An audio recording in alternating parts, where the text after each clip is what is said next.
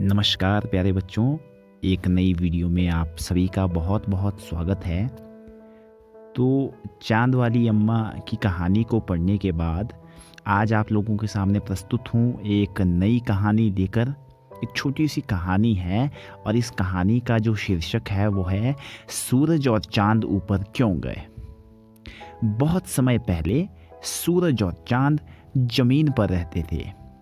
पानी उनका अच्छा दोस्त था और वे अक्सर उनसे मिलने आते थे, लेकिन पानी कभी उनके घर नहीं जाता था।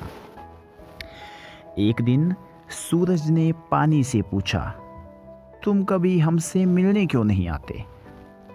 पानी बोला, मेरे बहुत सारे दोस्त हैं। यदि मैं तुम्हारे घर आऊं तो वे भी मेरे साथ आएंगे। उन सबके लिए तुम्हारे घर में जगह नहीं होगी। सूरज ने कहा, मैं एक बहुत बड़ा नया घर बनाऊंगा। सूरज ने सचमुच एक नया घर बनाया जो बहुत बड़ा था।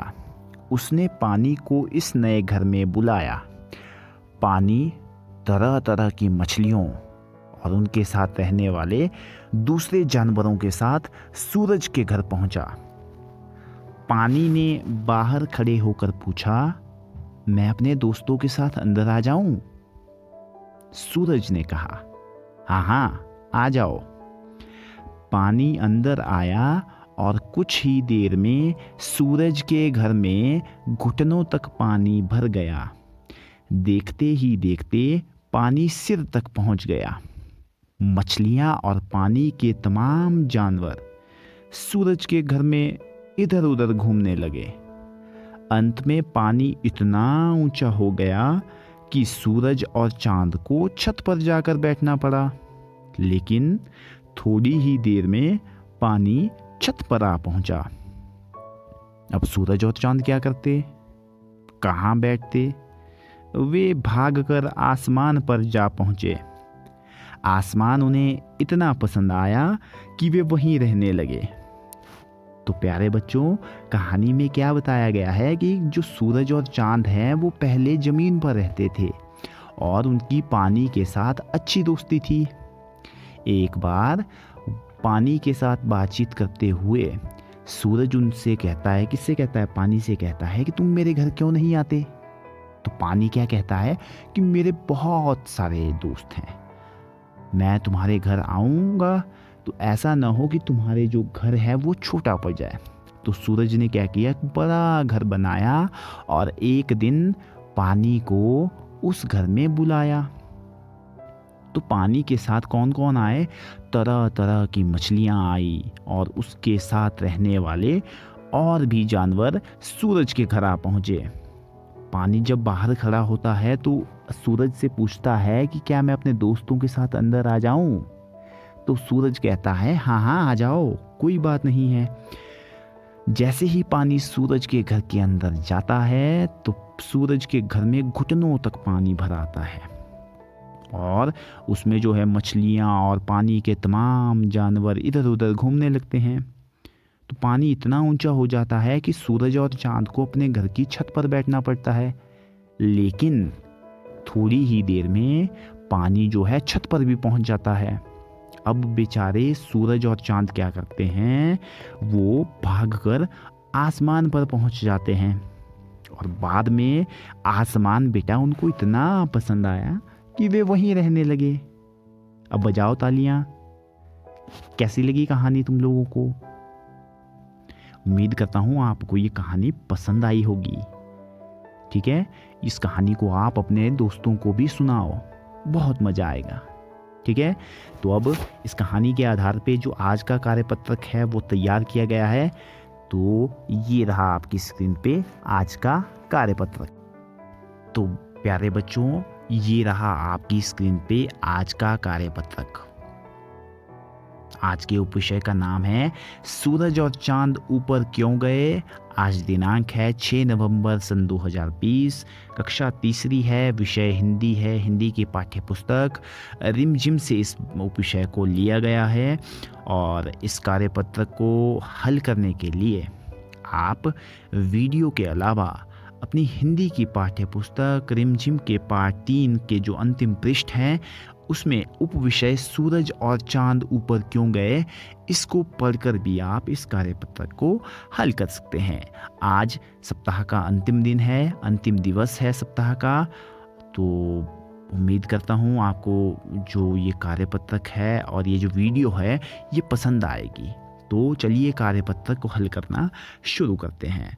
प्रश्न संख्या 1 है, निम्नलिखित प्रश्नों के उत्तर दीजिए। तो नीचे कुछ प्रश्न दिए हैं, आपने इन प्रश्नों के उत्तर देने हैं, ठीक है।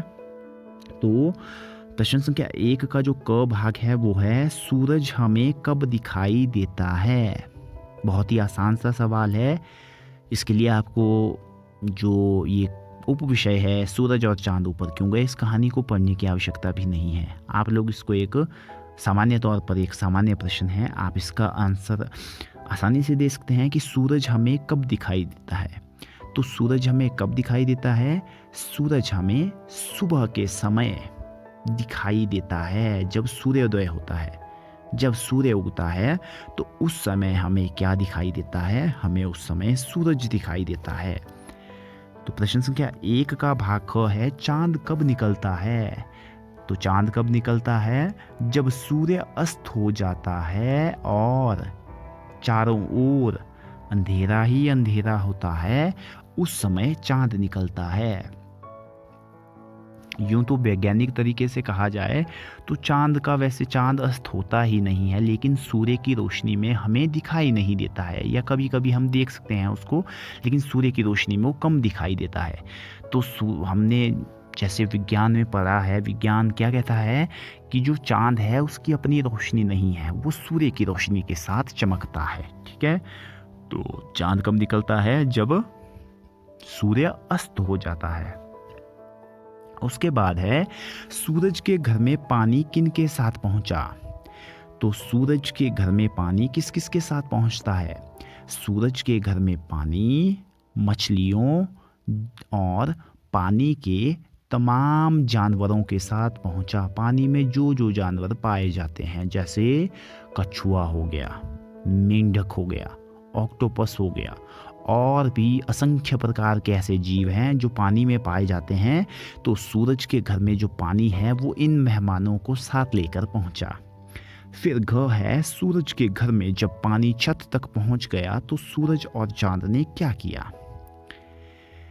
तो जब सूरज के घर में पानी सूरज के घर की छत के पास पहुंच जाता है तो सूरज और आसमां चांद ने क्या किया, वो दोनों ऊपर आसमान में चले गए। कहाँ चले गए वो दोनों आसमान में चले गए, और आसमान उन्हें इतना अधिक पसंद आया कि वे वहीं रहने लगे, आसमान में ही रहने लगे।